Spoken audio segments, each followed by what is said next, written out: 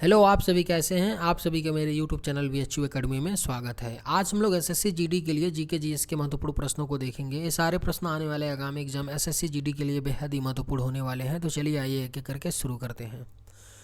विश्व में सबसे अधिक सहकारी संस्थाएं कहाँ हैं? इसका राइट आंसर क्या है? तो ऑप्शन डी, अपने भारत देश में। सबसे अधिक विश्व में सहकारी संस्थाएं कहाँ पे हैं? तो भारत में है। चलिए नेक्स्ट क्वेश्चन पे चलते हैं।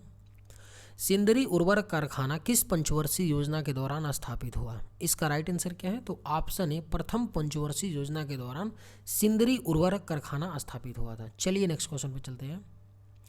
मध्य हिमालय तथा शिवालिक पर्वत श्रेणी के बीच कौन सी घाटी स्थित है? इसका राइट आंसर क्या है? तो ऑप्शन बी, कुल्लू घाटी। मध्य हिमालय तथा शिवालिक पर्वत श्रेणी के बीच कौन सी घाटी स्थित है? तो कुल्लू घाटी।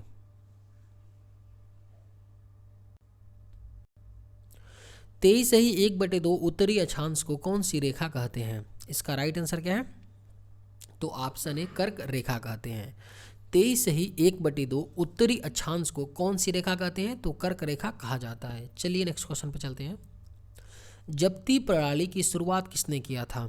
इसका राइट आंसर क्या है? तो ऑप्शन डी, अकबर ने किया था। जब्ती प्रणाली की शुरुआत किसने की थी? तो अकबर ने किया था। चलिए नेक्स्ट क्वेश्चन पे चलते हैं। राजत रंगिनी के लेखक कौन है? इसका राइट आंसर क्या है? तो ऑप्शन है, कल्हड़। राजत रंगिनी के लेखक कौन है? तो कल्हड़ है। चलिए नेक्स्ट क्वेश्चन पे चलते हैं। भारतीय संविधान में लोक कल्याणकारी राज्य की स्थापना किस भाग से संबंधित है? इसका राइट आंसर क्या है? तो ऑप्शन डी, भाग 4 से संबंधित है। इसमें क्या है? नीति निर्देशक के तत्व। भारतीय संविधान में लोक कल्याणकारी राज्य की स्थापना किस भाग में मेंशन किया गया है? भाग 4 में। भाग 4 में क्या है? नीति निर्देशक तत्व। और ये किस देश के संविधान से लिया गया है? तो आयरलैंड के देश के संविधान से लिया गया है नीति निर्देशक तत्व, जिसमें लोक कल्याणकारी राज्य की बात की गई है। भारत भारती के लेखक कौन है? इसका राइट आंसर क्या है? तो ऑप्शन है, मैथिली शरण गुप्त है। भारत भारती के लेखक कौन है? मैथिली शरण गुप्त है। चलिए नेक्स्ट क्वेश्चन पे चलते हैं। कुंभ मेला कितने वर्षों के अंतराल पर आयोजित होता है? इसका राइट आंसर क्या है? तो ऑप्शन बी, हर 12 वर्षों के अंतराल पे कुंभ मेला आयोजित होता है। चलिए नेक्स्ट क्वेश्चन पे चलते हैं। लज्जा पुस्तक के लेखक कौन है? इसका राइट आंसर क्या है? तो ऑप्शन ए, तस्लीमा नसरीन है। लज्जा पुस्तक की लेखिका कौन है? तो तस्लीमा नसरीन है। चलिए नेक्स्ट क्वेश्चन पे चलते हैं। गुजरात की सबसे लंबी नदी कौन है? इसका राइट आंसर क्या है? तो ऑप्शन डी, भादर नदी है। गुजरात की सबसे लंबी नदी कौन सी है?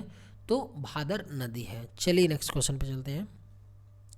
भारतीय संविधान में न्यायिक पुनरीक्षण किस देश के संविधान से लिया गया है? इसका राइट आंसर क्या है? तो ऑप्शन सी, अमेरिका से लिया गया है। भारतीय संविधान में न्यायिक पुनरीक्षण किस देश के संविधान से लिया गया है? तो USA के संविधान से लिया गया है। लोकसभा के अधिवेशन चलने के लिए कोरम होता है। इसका राइट आंसर क्या है? तो ऑप्शन है, 1/10। लोकसभा के अधिवेशन चलने के लिए कोरम क्या होता है? तो कम से कम 1/10 सदस्यों की उपस्थिति अनिवार्यता होती है टोटल सदस्यों में से। एक लैंप की बत्ती में तेल ऊपर चढ़ने का कारण क्या होता है? इसका राइट आंसर क्या है? तो ऑप्शन बी, केशिकत्व के कारण एक लैंप की बत्ती में तेल ऊपर चढ़ता है, जिसकी वजह से बत्ती जलती है। भारतीय संविधान सभा के अध्यक्ष कौन थे? इसका राइट आंसर क्या है? तो option D, doctor Rajendra Prasad थे। भारतीय संविधान सभा के अध्यक्ष कौन थे? तो डॉक्टर राजेंद्र प्रसाद थे। निम्न में से कौन भारतीय महिला 2 बार एवरेस्ट पर चढ़ने में सफल रही है? इसका राइट आंसर क्या है? तो ऑप्शन बी, संतोष यादव। कौन भारतीय महिला 2 बार एवरेस्ट पर चढ़ी हैं? संतोष यादव। चलिए नेक्स्ट क्वेश्चन पे चलते हैं। वर्तमान समय में संपत्ति का अधिकार किस श्रेणी में है? इसका राइट आंसर क्या है? तो ऑप्शन बी, कानूनी अधिकार है। वर्तमान समय में संपत्ति का अधिकार किस श्रेणी में है? तो कानूनी अधिकार में। और संपत्ति के अधिकार इस समय किस आर्टिकल में रखा गया है? तो आर्टिकल 300A में संपत्ति के अधिकार को बारे में विवरण है। द लास्ट सपर पेंटिंग के कृतकार कौन है? इसका राइट आंसर क्या है? तो ऑप्शन है, Leonardo da Vinci. The last supper painting के जो रचनाकार हैं कौन है? Leonardo da Vinci. चलिए नेक्स्ट क्वेश्चन पे चलते हैं। 12 मासा के रचनाकार कौन हैं? इसका राइट आंसर क्या है? तो ऑप्शन डी मलिक मोहम्मद जायसी हैं 12 मासा के रचनाकार। कौन? मलिक मोहम्मद जायसी। चलिए नेक्स्ट क्वेश्चन पे चलते हैं। राज्य सरकार के राजस्व का मूल स्रोत क्या है? इसका राइट आंसर क्या है? तो ऑप्शन है बिक्री कर। राज्य सरकार के जो राजस्व का जो मूल स्रोत होता है क्या होता है? बिक्री कर होता है। कपास का सबसे बड़ा उत्पादक देश कौन है? इसका राइट आंसर क्या है? तो ऑप्शन बी चाइना है। कपास का सबसे बड़ा जो उत्पादक देश है वो चीन है। औरंगजेब की मां का क्या नाम था? इसका राइट आंसर क्या है? तो ऑप्शन बी मुमताज महल था। औरंगजेब की मां का क्या नाम था? मुमताज महल। और इनके पिताजी कौन थे? शाहजहां थे। ताजमहल को इनकी ही याद में शाहजहां के द्वारा बनवाया गया है, मुमताज महल की याद में। आंसू गैस का रासायनिक नाम क्या है? इसका राइट आंसर क्या है? तो ऑप्शन इसका राइट आंसर क्या है? तो ऑप्शन आंसू गैस का रासायनिक नाम है ऑप्शन सी क्लोरो एसीटोफिनोन। आंसू गैस का रासायनिक नाम क्या है? क्लोरो एसीटोफिनोन है।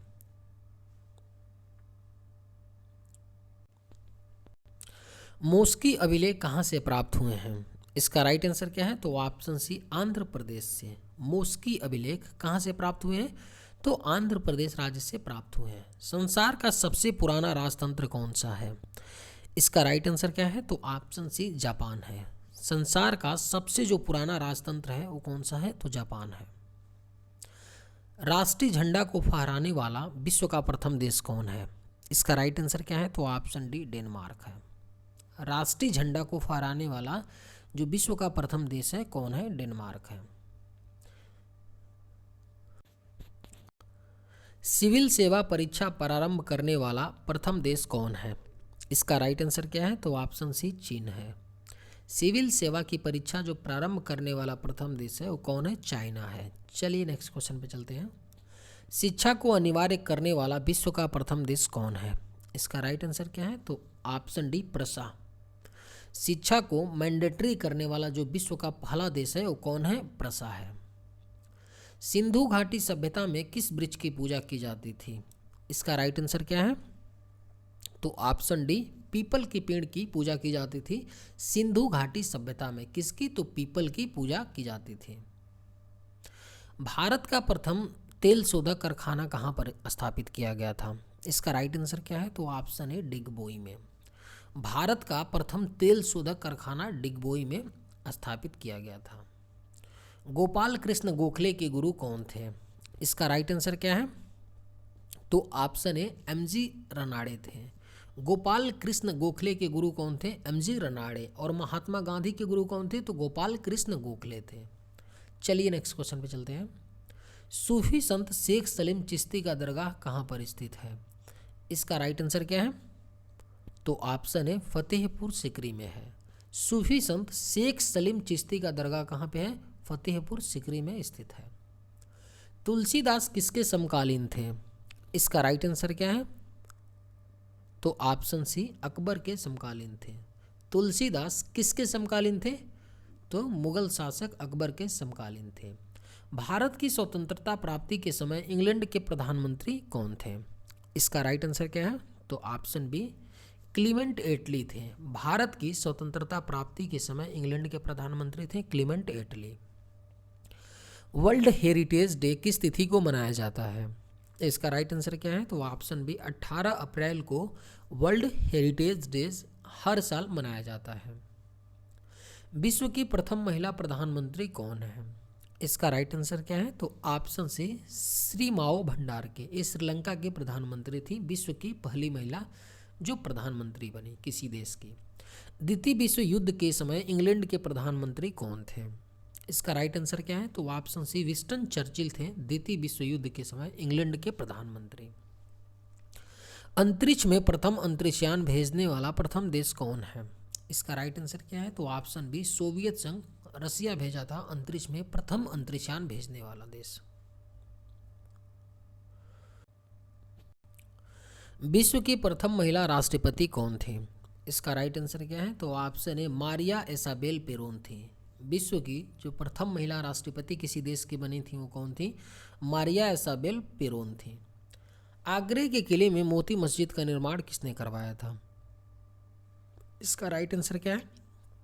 तो शाहजहां ने करवाया था। आगरे के किले में मोती मस्जिद का निर्माण किसने? शाहजहां, जिसने लाल किला को भी बनवाया था। सॉरी, लाल किला को नहीं, ताजमहल को। हेली धूमकेतु पुनः किस वर्ष में दिखाई देगा? इसका राइट आंसर क्या है? तो ऑप्शन ए 2062 में दिखाई देगा।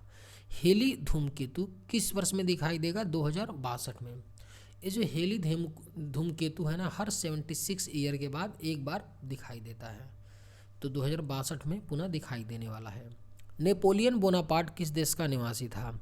इसका राइट आंसर क्या है? तो ऑप्शन सी, फ्रांस का था नेपोलियन बोनापार्ट। कहाँ का रहने वाला निवासी था? फ्रांस का। यामा के लेखक कौन है? इसका राइट आंसर क्या है? तो ऑप्शन ए महादेवी वर्मा है। यामा नामक पुस्तक की लेखिका है महादेवी वर्मा। चंबल एवं साबरमती नदी प्रणाली से विभाजित है। इसका राइट आंसर क्या है? तो ऑप्शन डी अरावली पर्वत से। चंबल एवं जो साबरमती नदी प्रणाली है किससे विभाजित है? तो अरावली पर्वत से।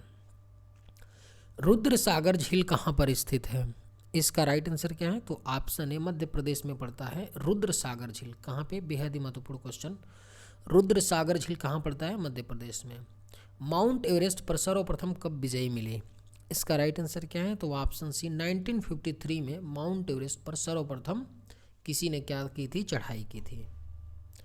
आगरा के किले में दीवाने खास किसने बनवाया था? इसका राइट आंसर क्या है? ऑप्शन ए शाहजहां ने बनवाया था। आगरे के किले में दीवाने खास किसने? शाहजहां ने। चलिए नेक्स्ट क्वेश्चन पे चलते हैं। 2.5 दिन का झोपड़ा का निर्माण किसने करवाया था? इसका राइट आंसर क्या है? तो ऑप्शन डी कुतुबुद्दीन ऐबक ने 2.5 दिन के झोपड़े का निर्माण करवाया था। कांचीपुरम के मंदिर का निर्माण किस वंश के शासकों के द्वारा किया गया? इसका राइट आंसर क्या है? तो ऑप्शन डी पल्लव वंश के शासकों के द्वारा कांचीपुरम के मंदिर का निर्माण करवाया गया था। किन शासकों के द्वारा? पल्लव वंश। कांचीपुरम पल्लव वंश। गुरुमुखी लिपि के जन्मदाता कौन है? इसका राइट आंसर क्या है? तो ऑप्शन बी गुरु अंगद हैं। गुरुमुखी लिपि के जन्मदाता किसे माना जाता है? गुरु अंगद को माना जाता है। चलिए आज के वीडियो में बस इतना ही, मिलते हैं नेक्स्ट वीडियो में। थैंक्स।